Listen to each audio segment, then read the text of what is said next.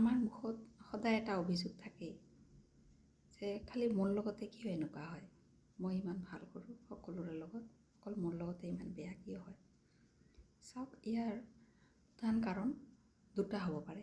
এটা হৈছে হয়তো পূৰ্বজন্মৰ কিবা কৰ্মৰ ফল, নাইবা আৰু এটা হ'ব পাৰে যে আপোনাৰ ভাইব্ৰেশ্যন বা আপোনাৰ ফ্ৰিকুৱেঞ্চি। চাওক, আমি সকলো এটা শক্তি।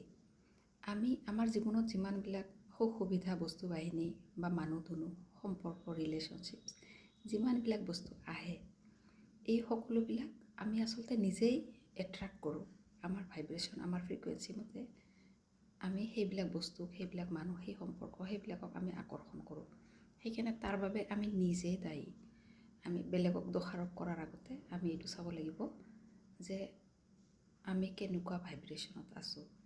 আমাৰ যদি ভাইব্ৰেশ্যন ল', আমি যদি ল' ফ্ৰিকুৱেঞ্চিত আছোঁ, তেতিয়াহ'লে আমাৰ জীৱনত অহা মানুহবিলাক বা সম্পৰ্ক, বস্তু বাহিনী, সুযোগ সুবিধা, এই গোটেইবিলাকো ল' ফ্ৰিকুৱেঞ্চিৰে হ'ব।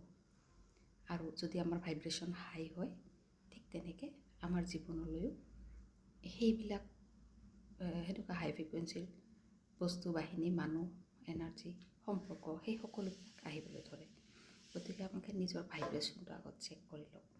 আপুনি যদি খুব ল' ফ্ৰিকুৱেঞ্চিত থাকে, তেতিয়াহ'লে কেনেকৈ আপুনি ভাল বস্তু এট্ৰেক্ট কৰিব বা ভাল সম্পৰ্ক এটা এট্ৰেক্ট কৰিব। তো সদায় ফ্ৰিকুৱেঞ্চি হাই কৰাৰ বাবে আপোনালোকে কিছুমান পদক্ষেপ ল'ব পাৰে। এতিয়া শ্বৰ্টত দিছোঁ, যদি কিবা কৰ্মফলৰ কাৰণে আমি ল' ফ্ৰিকুৱেঞ্চিৰ ৰিলেশ্যনশ্বিপছ এট্ৰেক্ট কৰি আছোঁ, তেতিয়াহ'লে আপোনালোকে হো'প'ন'প'ন' প্ৰেয়াৰটো ট্ৰাই কৰিব পাৰে। আৰু যদি আন কিবা কাৰণ হ'ব পাৰে, ধৰা হওক আপুনি সদায় অভিযোগৰ মূডত থাকে, যে সদায় আপোনাৰ মনত এটা কমপ্লেইন থাকে আনৰ প্ৰতি যে তাৰ বাবে মোৰ এইটো হ'ল বা সিয়াৰ বাবে মোৰ এনেকুৱা হ'ল, তেতিয়াহ'লে গম পাব যে আপোনাৰে ফ্ৰিকুৱেঞ্চি ল' বা আপুনিয়ে হাই ফ্ৰিকুৱেঞ্চিত নাই।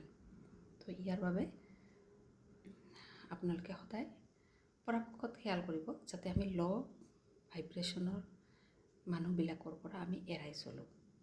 যিবিলাক মানুহে সদায় দুখত থাকে, অভিযোগ থাকে, উদাস, নিৰাশ আৰু হতাশাপূৰ্ণ পৰিৱেশত থাকে বা তেনেকুৱা ধৰণৰ কথা বতৰা থাকে, সেইবিলাক মানুহৰ পৰা অলপমান দূৰত থাকিব। হৰি ওম তৎসৎ।